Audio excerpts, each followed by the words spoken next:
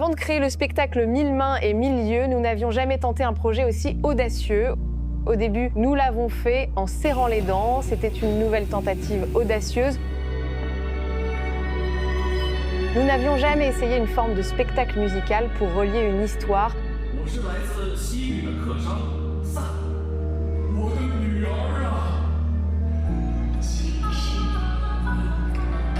Et le spectacle Mille mains et mille yeux s'articule autour des histoires.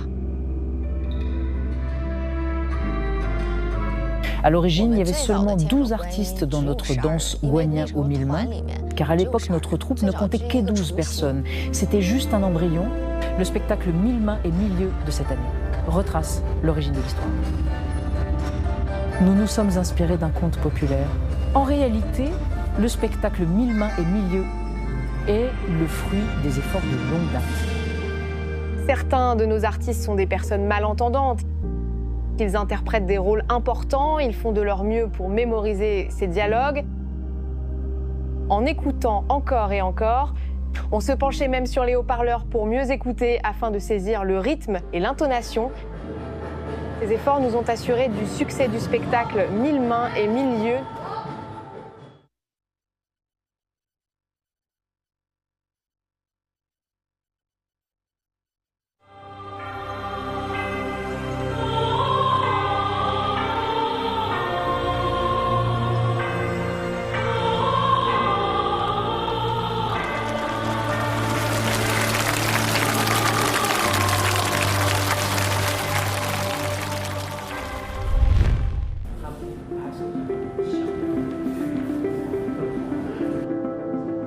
Nous nous sommes inspirés d'un conte, de la grotte Nimue des grottes de Mogao. Cela permet de mettre en valeur la culture de Dunhuang. En même temps, nous utilisons notre art particulier, à travers le spectacle, pour exprimer l'aspiration des individus à quelque chose de bien, de vrai et de beau. Pourquoi prendre ces livres? C'est pour dire à nos artistes l'importance de la beauté intérieure et du charme de l'Orient.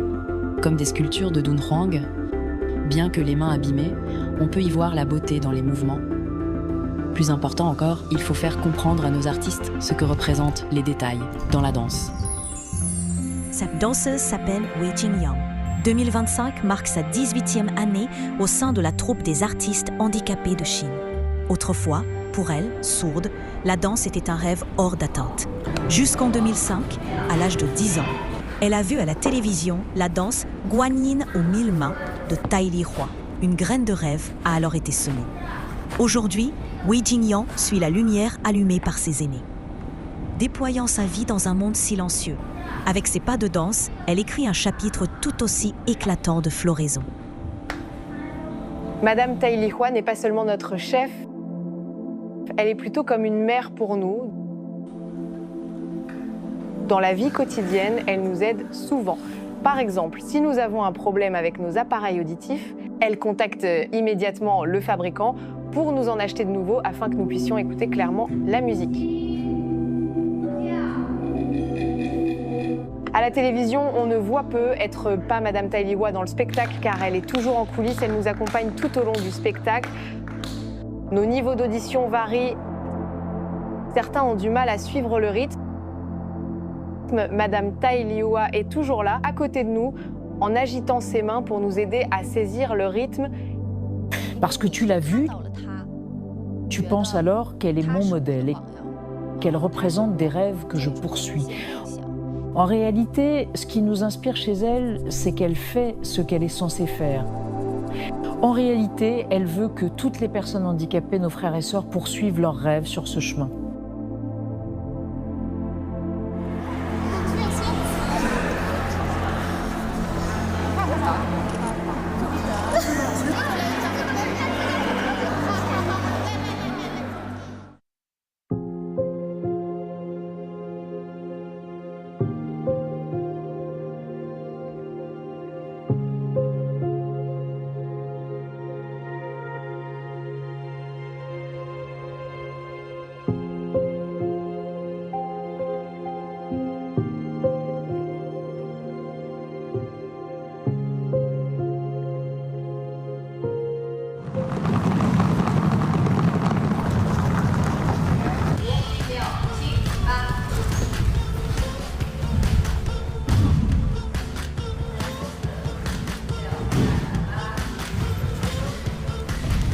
vous, personne handicapée, pourquoi être danseur? Rentrez chez vous et trouvez un travail stable, n'est-ce pas mieux? Les obstacles sont nombreux, mais ils sont toujours prêts à se dépasser en affrontant toutes sortes de difficultés pour se frayer le chemin afin que d'autres personnes vivant avec handicap puissent avancer plus facilement. À 14 ans, je commençais tout juste le ballet. À l'occasion du 60e anniversaire de la fondation de la Chine nouvelle, notre troupe souhaitait ajouter des éléments de ballet au programme. On pensait alors au Lac des Cygnes. Ce ballet est très exigeant sur la pointe des pieds. La force de mes pieds ne suffisait pas encore à danser cette œuvre. À l'époque, notre troupe ne m'a pas forcée, mais mes camarades et moi, au lieu de nous laisser décourager, nous voulions réussir ce programme, très impatients de notre apparition à cette occasion importante. Mes camarades et moi, nous sommes entraînés pendant longtemps. Mes pieds étaient enflés, mes ongles d'orteil ont cassé et j'ai même peiné à marcher. Avec l'encouragement des professeurs et des camarades, j'ai tenu en serrant les dents. J'ai fini par me produire sur scène. À partir de ce moment, je me sentais plus confiante. Ce qui m'a poussée, m'a inspirée jusqu'à aujourd'hui. L'année dernière, j'ai subi une opération au pied. Pendant cette période, je me souvenais de cette expérience à l'âge de 14 ans. Après l'opération, un petit morceau d'os fracturé a été retiré de ma cheville. Voyez mes deux pieds, ce pied peut s'étirer correctement, mais l'autre non. Comme s'il était restreint à l'intérieur, on dirait que quelque chose le bloque. C'est donc une suite de l'opération. Des milliers de répétitions sont une exigence fondamentale sur scène. Et dans le monde silencieux de Wei Jingyong, ce n'est qu'un début. Derrière cela, il y a des millions de décompositions, de mémorisation et d'adaptation de mouvements. Elle a rempli tous les interstices de sa vie avec la lumière de la danse. Cette danseuse s'est ainsi transformée en modèle de vie. 20 ans de persévérance lui ont appris à transformer le silence en force. À chaque fois qu'elle se met sur la pointe des pieds, elle s'épanouit et illumine les autres.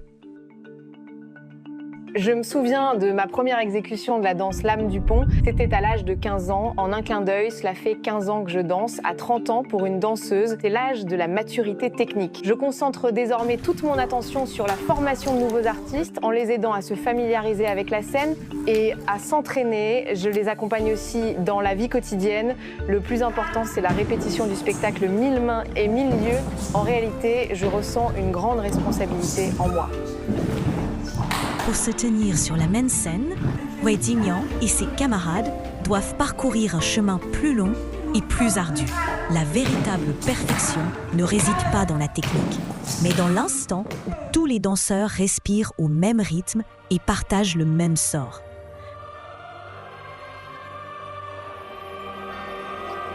Après plus de 1000 jours et nuits de travail acharné, ce spectacle 1000 mains et 1000 lieux s'est enfin métamorphosé en un être vivant, transformant la beauté paisible de Dunhuang en une splendeur éblouissante à cet instant.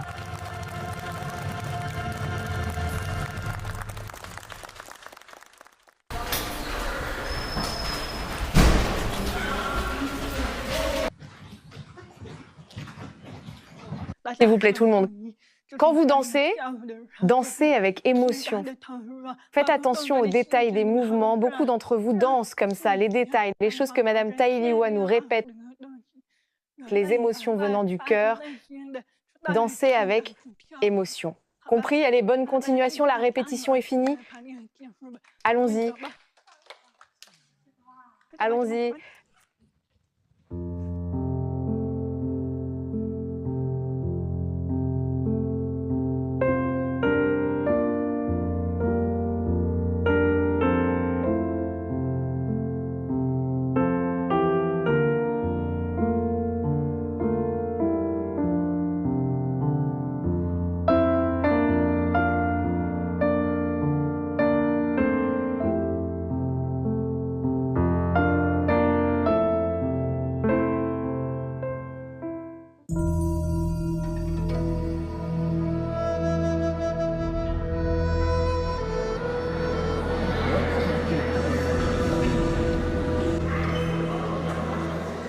Aujourd'hui, c'est ma première visite au musée de Dunhuang.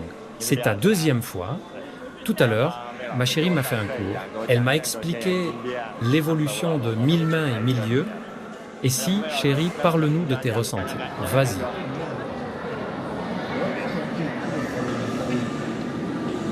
Elle dit que, il y a 2 ans, elles sont venues ici.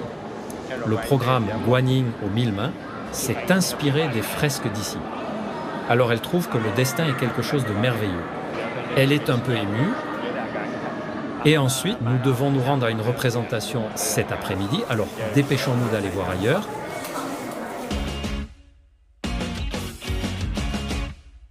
Le temps passé avec Wei Jingyang et sa troupe, ce qui nous touche le plus, c'est leur amour pour la vie elle-même.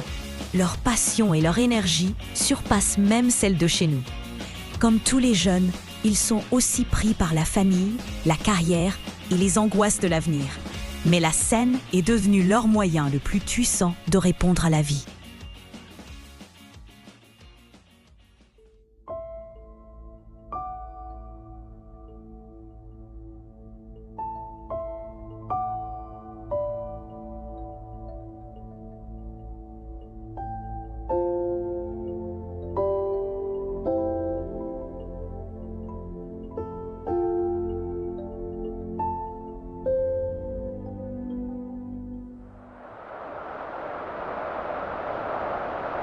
Son monde, bien que silencieux, est rempli de notes d'amour.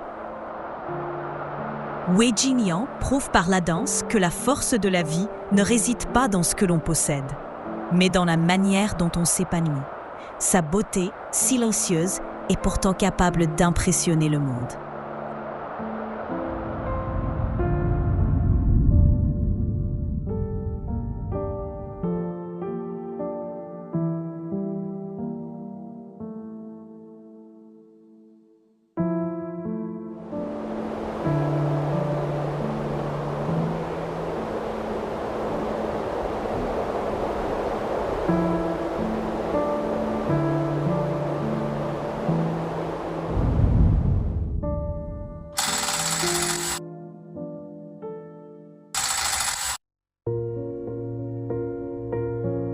Le 18 mai 2024, une exposition de peinture de Christian Poirot a eu lieu au mémorial des victimes du massacre de Nanjing.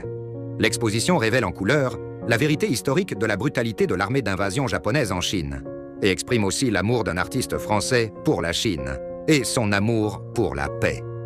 Mais ce fut une exposition chargée de regrets, car M. Poirot n'a pas pu y participer. Peu avant l'exposition, il est décédé à la suite d'une maladie.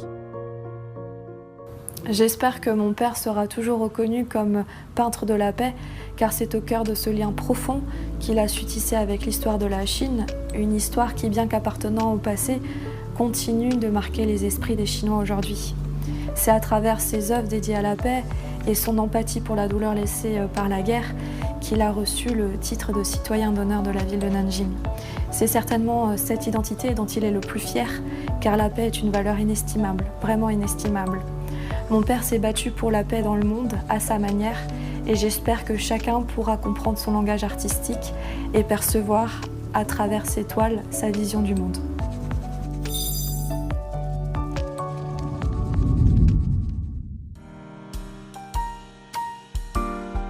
Charlotte, sous l'influence de son père, est venue en Chine. Puis, elle a continué à organiser des expositions pour son père et à travailler en collaboration avec Nanjing. Ensuite, elle a intégré ces éléments dans ses enseignements quotidiens. Elle souhaite poursuivre cette démarche. Nous lui apportons notre soutien total. De Nanjing à Beijing, de Beijing à Shanghai, Charlotte se lance dans un merveilleux voyage en Chine, portant en elle l'amour de son père pour ce pays. Charlotte dit qu'elle veut promouvoir les œuvres de son père dans davantage d'endroits afin que plus de gens découvrent la Chine magnifique sous le pinceau d'un Français. Et il affectionnait tout particulièrement Nanjing pour son caractère fort et sa modernité, malgré le passé cruel qu'elle a subi durant la Seconde Guerre mondiale.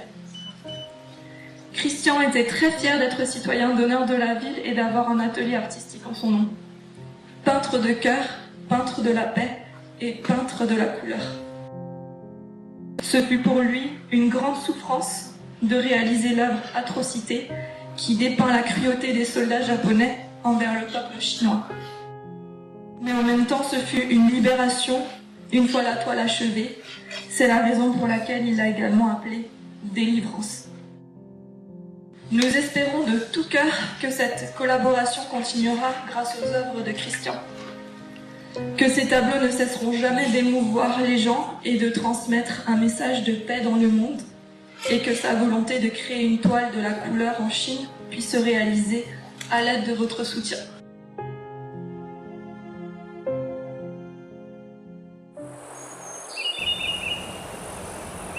Charlotte, une Française née dans les années 90, travaille depuis 5 ans à l'école maternelle Sunrise dans le district de Xuhui.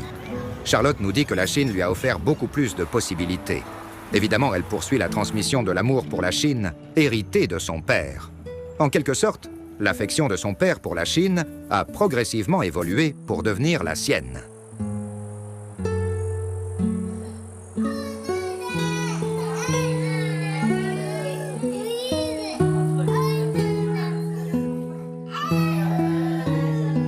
Je travaille principalement avec des élèves qui ont entre 3 ans et 4 ans. Certains étaient déjà scolarisés l'année passée, mais pour d'autres, c'est le premier contact avec l'école.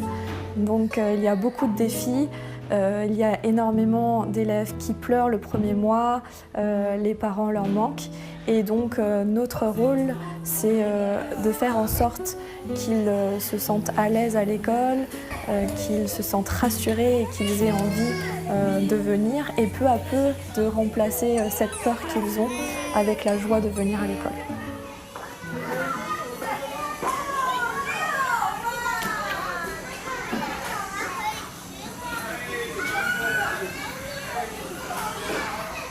Beaucoup d'étrangers pensent qu'il suffit de parler chinois pour pouvoir parcourir toute la Chine. En réalité, c'est une idée fausse de longue date. En fort intérieur, on doit être très fort. Le cœur doit être bien solide et très fort. Petit à petit, on apprend à accepter ses imperfections et ses faiblesses. On doit avoir cette volonté d'apprendre tout au long de la vie. On doit avoir cette capacité d'apprentissage.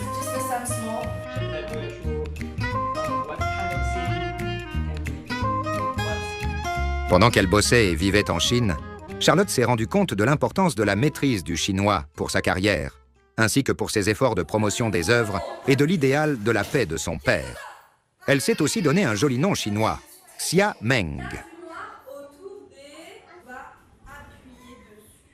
Ce que j'admire le plus, ce sont les toiles pleines de vitalité, où l'énergie jaillit souvent sous forme abstraite, dans une harmonie de couleurs éclatantes. C'est d'ailleurs là son plus grand talent. Faire vivre les couleurs, les animer et exprimer sa passion pour la vie. Cette expérience visuelle résonne beaucoup avec mon quotidien en Chine. Une vie colorée, vibrante, mais toujours équilibrée. J'aime beaucoup la personne que je suis devenue ici et la vie que je mène en Chine.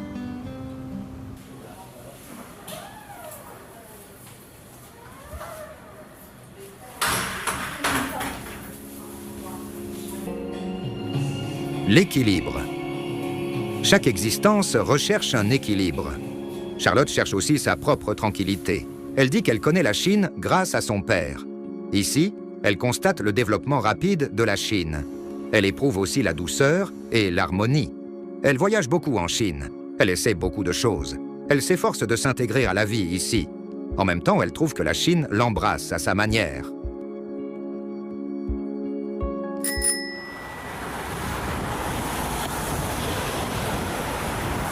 Cela fait 15 ans déjà que Charlotte a noué des liens avec la Chine.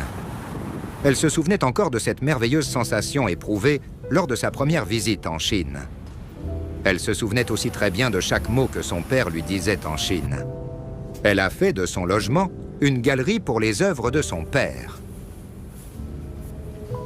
Ces toiles reflétaient à la fois l'inspiration de l'histoire, mais également son regard tourné vers l'avenir. Ces toiles sont comme des ponts, des passerelles qui relient les personnes entre elles, permettant également de relier les cœurs et les cultures. Et avec du recul, je crois que c'est cette force de lien qui m'a guidée aujourd'hui à venir en Chine.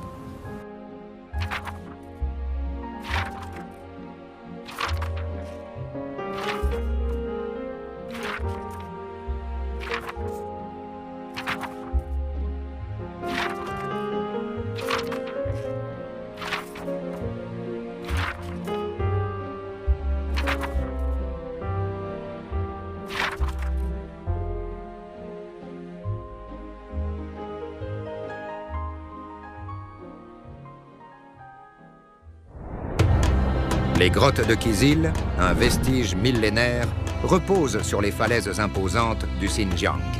Cependant, ici, ce n'est pas seulement l'écho du passé qui résonne. Un groupe de jeunes insuffle, à sa façon, une nouvelle vitalité à cette ancienne civilisation.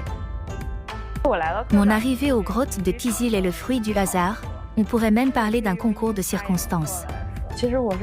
En réalité, je n'avais pas l'intention de travailler dans le domaine de la muséologie et du patrimoine. Toutefois, c'est grâce à un camarade que j'ai découvert les grottes de Kizil, ce qui a éveillé en moi un grand intérêt. J'avais entendu parler des grottes de Kizil lors de mes cours d'histoire de l'art à l'université. Les voir en personne m'exerce un bien plus grand impact que des images. Par chance, par curiosité ou à travers une interaction professionnelle, elles sont restées, chacune pour des motifs qui lui sont propres. Les grottes, en silence, laissent place aux décisions de ces jeunes. Notre travail quotidien inclut l'organisation d'expositions, la conception d'expositions et la communication d'informations au public. En réalité, lors de nos expositions en extérieur, il est peu fréquent que nous ayons la possibilité de déplacer les objets eux-mêmes. Généralement, nous transportons des données digitales recueillies ou des reproductions réalisées par nos enseignants. Les fresques murales sur les grottes sont des biens culturels immobiles. Nous devons donc les dupliquer, les reproduire pour créer des répliques qui serviront à promouvoir et à montrer ces fresques aux gens. Malgré l'érosion due au temps et aux intempéries qui ont affecté les fresques de Kusha, elles conservent à mes yeux une beauté incomparable. C'est précisément le temps qui leur a donné cette valeur artistique particulière. Mon intérêt pour les grottes de Kizil ne se limite pas aux fresques murales, mais englobe également l'architecture et la configuration intrinsèque des grottes. Lorsqu'on aperçoit un four, on va imaginer comment nos ancêtres l'utilisaient dans leur vie quotidienne. Progressivement, on reconstitue les événements qui ont pu se dérouler et on assemble les fragments de l'histoire. La grotte que nous observons à l'heure actuelle ne résulte pas forcément du travail d'un seul artiste. Il se peut qu'un premier peintre y ait travaillé de son vivant, suivi par un autre intervenant des générations ultérieures.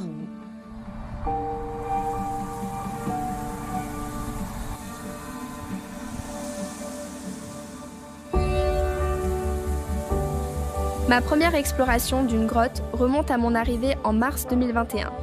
Au début, je n'ai pas pu contenir mon envie d'amener mes collègues pour découvrir les fresques murales.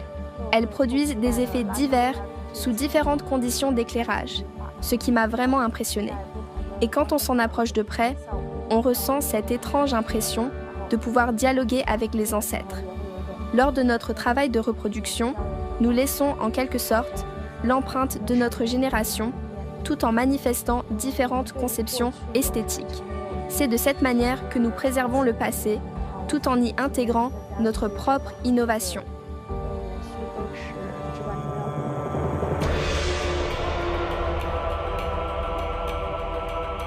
Les grottes de Kizil ont été creusées autour du IIIe siècle après Jésus-Christ, puis ont progressivement décliné vers le IXe siècle. D'après des estimations, elles abritent près de 4000 m² de fresques murales. L'ampleur du site est tout à fait impressionnante pour l'ensemble de grottes. La culture de Kusha est véritablement un joyau de la civilisation chinoise qui nous appartient. Notre rôle, nous qui sommes les transmetteurs, n'est que secondaire par rapport à la puissance inhérente de cet héritage. Nous avions une exposition à Zhuhai qui était sur le point de se terminer. Lors de ma visite, j'ai été frappée par l'impression que les fresques murales de Kizil, cachées dans les montagnes, avaient réussi à rayonner au-delà. L'émotion était inédite, c'était comme une rencontre entre la culture de la route de la soie et la culture maritime. Il en résulte une profonde fierté professionnelle chez moi. Grâce à l'influence de cette culture, je perçois plus intensément une sorte de reconnaissance. Et je suis persuadée que les jeunes ont un besoin essentiel de cette reconnaissance. Effectivement, nous sommes tel un groupe d'enfants débordants d'énergie, aspirant à comprendre ces grottes ancestrales avec la naïveté propre à leur jeunesse. Cependant, les grottes nous offrent une liberté sans limite, nous incitant à créer et innover en son sein. Pour notre génération, le poids des responsabilités sociales et familiales commence à se manifester à notre âge. Face à ces obligations individuelles que nous devons assumer, nous éprouvons justement le besoin de chercher des sources d'épanouissement plus profondes, des expériences qui puissent véritablement alimenter notre esprit et nous apporter de la joie. Pour nous, les jeunes, Kucha représente une découverte singulière, une passion à part. Malgré son histoire ancienne, son essence n'a rien de conventionnel, elle offre au contraire une fraîcheur surprenante. Chaque montée vers les grottes, chaque visite, est une promesse de renouveau et d'expériences constamment inédites.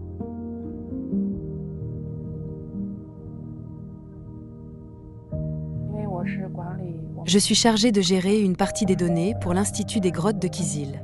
En arrivant ici, j'ai été surprise de voir une équipe aussi jeune. Nos responsables nous offrent également beaucoup de possibilités. Ils nous encouragent à expérimenter sur le terrain, à collecter nous-mêmes les données dans les grottes, à créer des modèles 3D et à nous essayer au dessin archéologique. Notre travail actuel permet de préserver les fresques murales existantes de manière durable. Un livre, lui, pourrait être détruit dans un incendie. Mais ces données, si on utilise les technologies d'aujourd'hui pour créer une base de données et la connecter à Internet, ces informations pourront être préservées et transmises pour une durée indéterminée voire éternelle. En ce lieu millénaire, grâce à l'action de cette équipe de jeunes, une transformation radicale s'est effectuée. Il s'agit d'une sorte de rajeunissement. Ils n'introduisent pas uniquement de nouvelles technologies et techniques, mais également une nouvelle perspective, un nouveau langage et une énergie débordante. Quand je suis arrivée ici, j'y ai trouvé un havre de paix et de tranquillité. Je n'envisage pas de le quitter un jour. Cet endroit représente pour nous une sorte d'utopie, un idéal. À vrai dire, je sens qu'il nous emmène bien au-delà de ce qu'une ville peut proposer.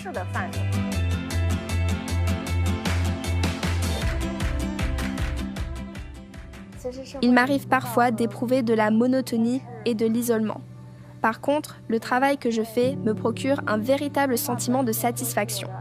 Quand je réalise des fresques murales, j'entre dans un état de flux, qui est pour moi une grande source de bonheur. Les grottes de Kizil sont éternelles, car elles se dressent ici pour toujours, indépendamment de notre existence. Leur éternité ne se caractérise pas par le silence, mais par une vivacité. Cette vivacité se manifeste dans l'immensité infinie du rêve qu'elle nous propose. Nous pouvons imaginer le passé, réfléchir sur les motifs et les émotions qui orientaient le coup de pinceau des artistes. C'est ce dialogue ininterrompu qui confère à sa vie un caractère vivant. Leur présence évoque celle d'un feu d'artifice qui a illuminé le ciel. La splendeur d'autrefois des fresques murales s'est estompée, mais nous pouvons encore percevoir cette chaleur persistante, qu'elles nous ont laissé ce sentiment d'émerveillement et d'émotion. Nous nous saisissons précisément de ce sentiment pour faire épanouir, à l'avenir, de nouveaux feux d'artifice.